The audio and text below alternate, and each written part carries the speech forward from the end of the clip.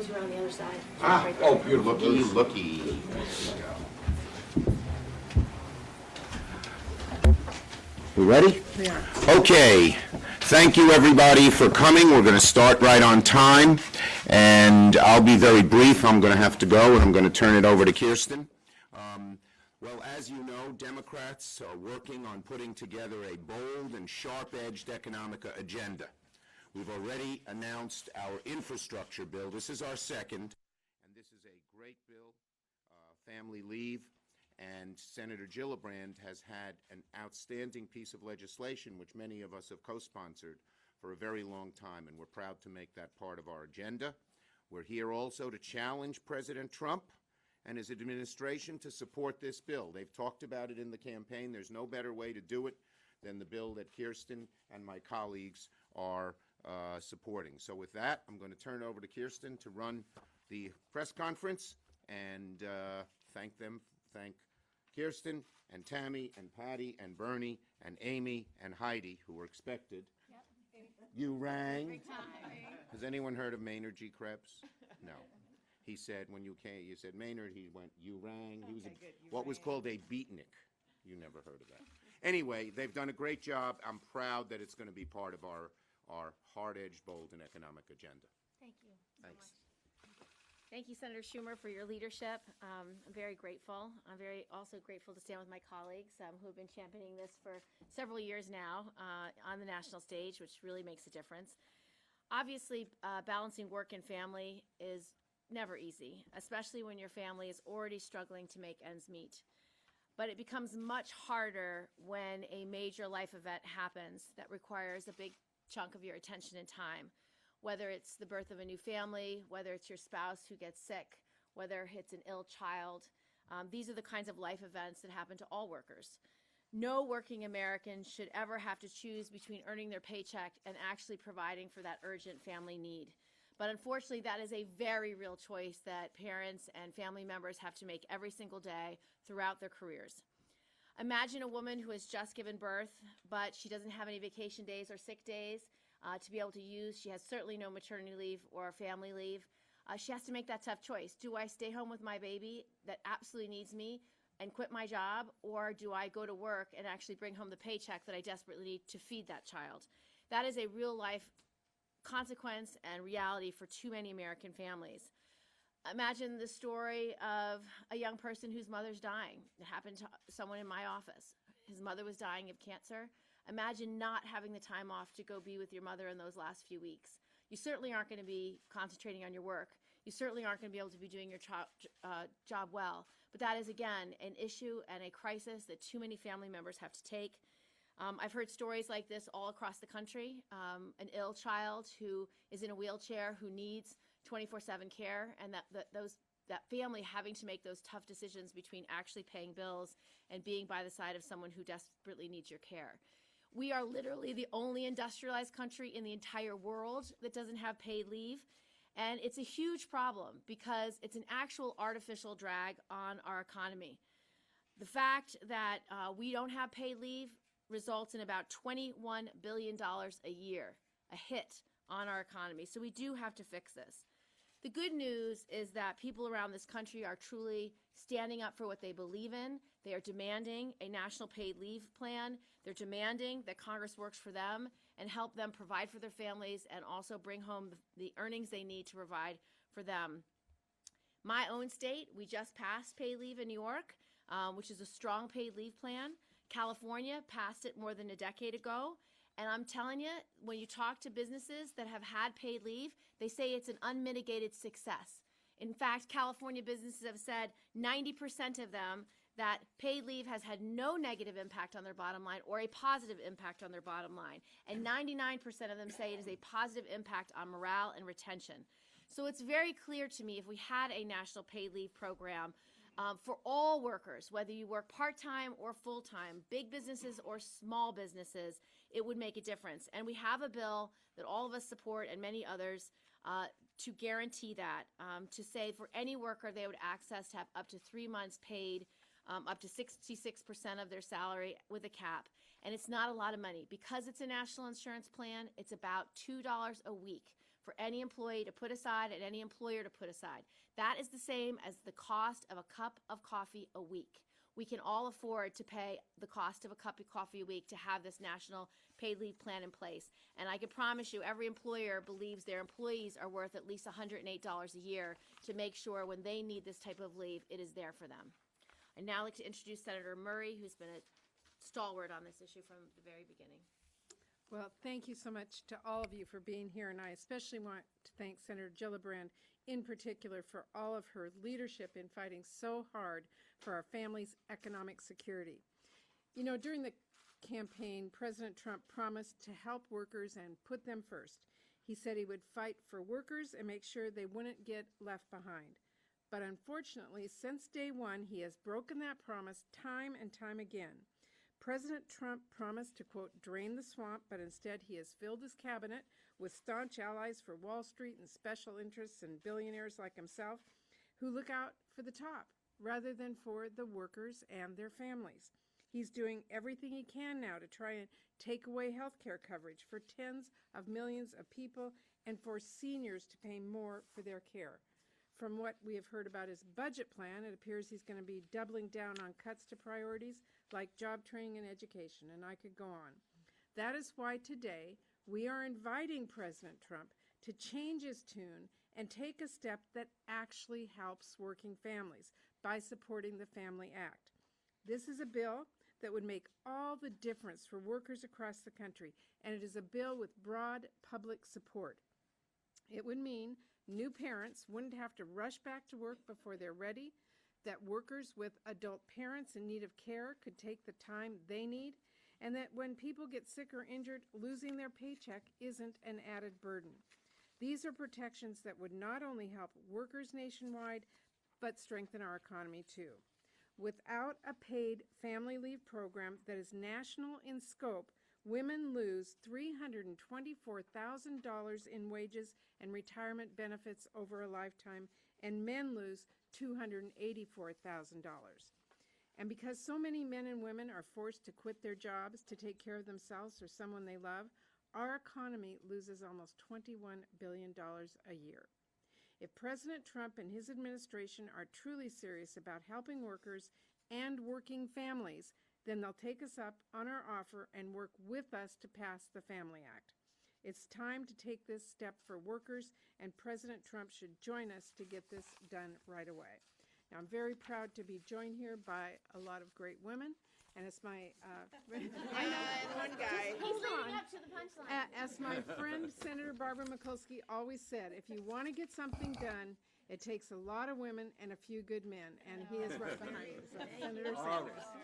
Thank you, Thank you, Senator Sanders. It is an honor to be here today to talk about clearly one of the issues that is on the minds of millions and millions of people, and I want to thank Senator Gillibrand for offering this extremely important legislation. This is legislation that will change lives all over this country. Every American should be asking themselves, how does it happen that if a woman today in Vermont, Washington, D.C., any place, gives birth to a beautiful baby today, she may be forced to separate herself from that baby and go back to work in a week or 2 weeks.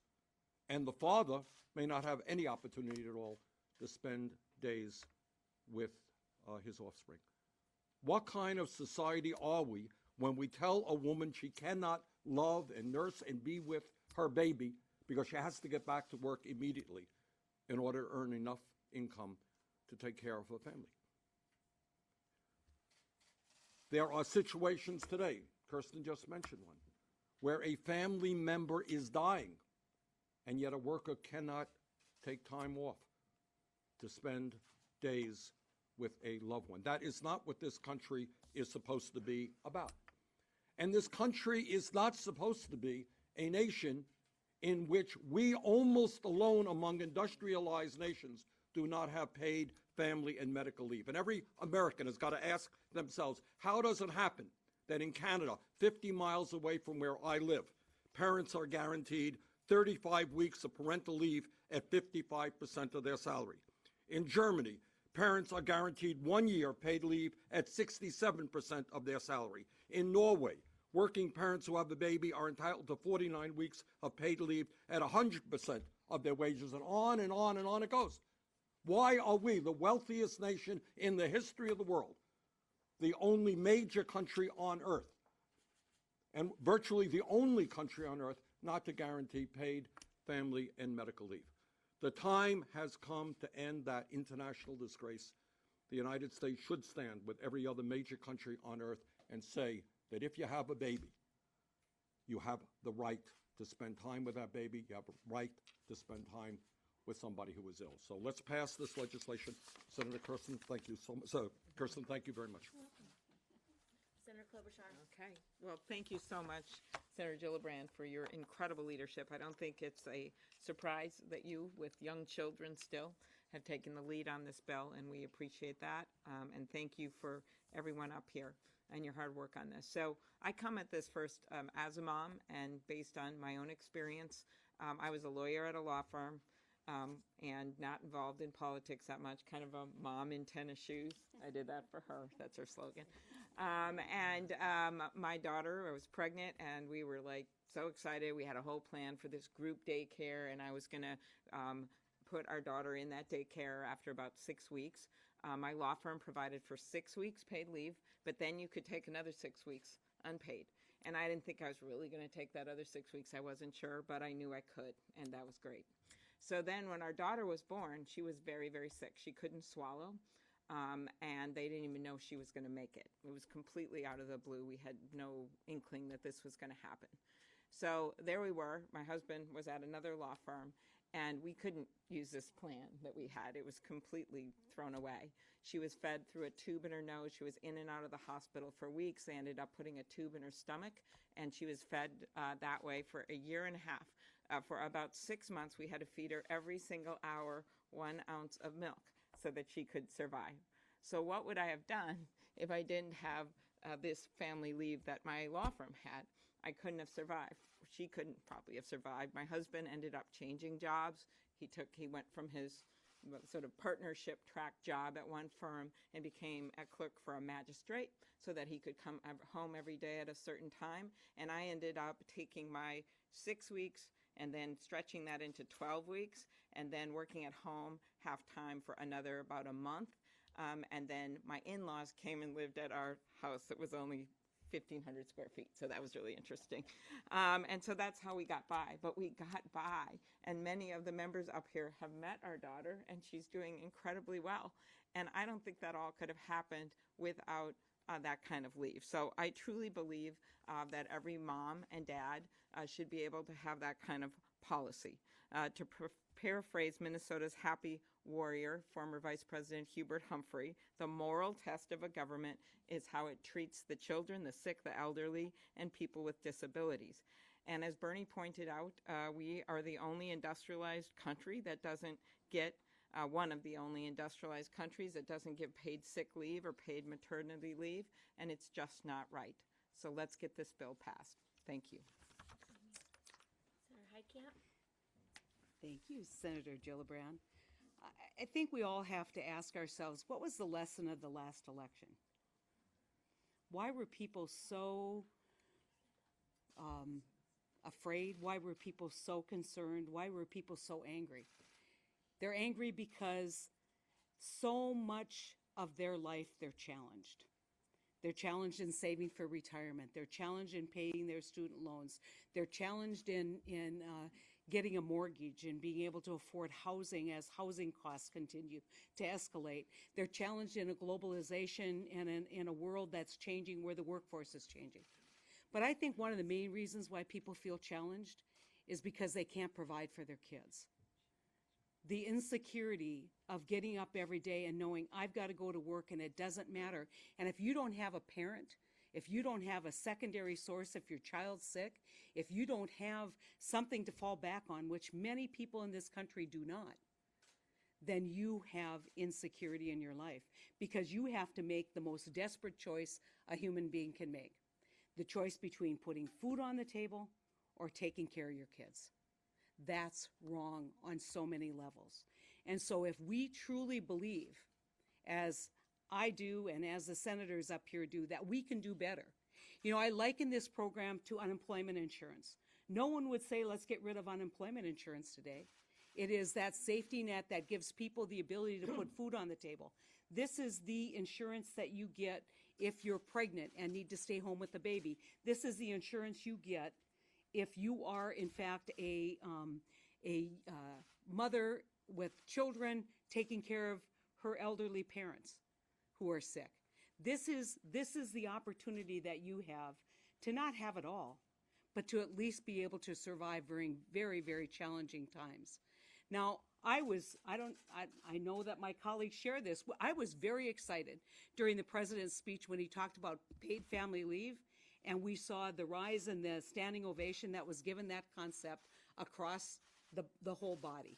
And what that tells you is there is an opportunity. This is a president, certainly a president's daughter, who gets this as a young mother, who understands that we're all privileged here. As Amy talked about, you know, what if you didn't have that law firm? What if you didn't have a husband who could switch jobs? What if you were just working minimum wage? You know, we're all blessed up here because we do have options. The average person in this country does not. In North Dakota, a huge percentage of our population does not have 1 day of sick leave. And you might say, what does this mean for small business?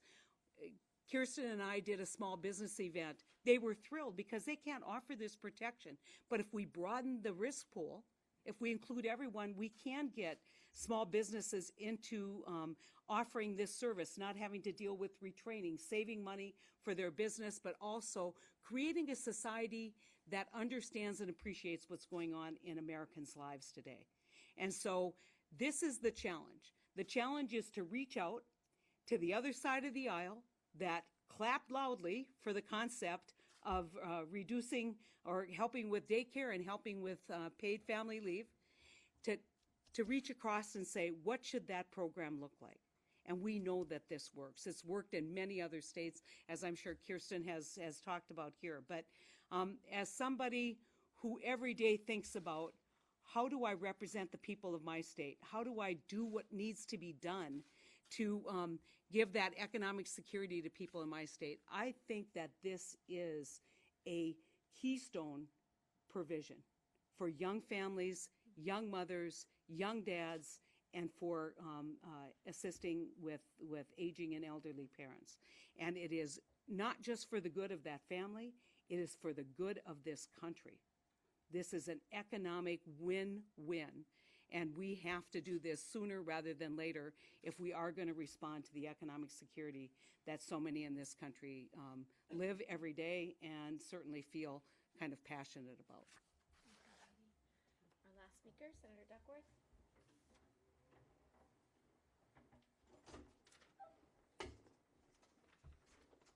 Thank you. I just want to thank Senator Gillibrand for the work that she's doing on this. I'm joining this because it's deeply personal to me. It's not just about all of the stories here. There's so many stories all across Illinois, all across this country.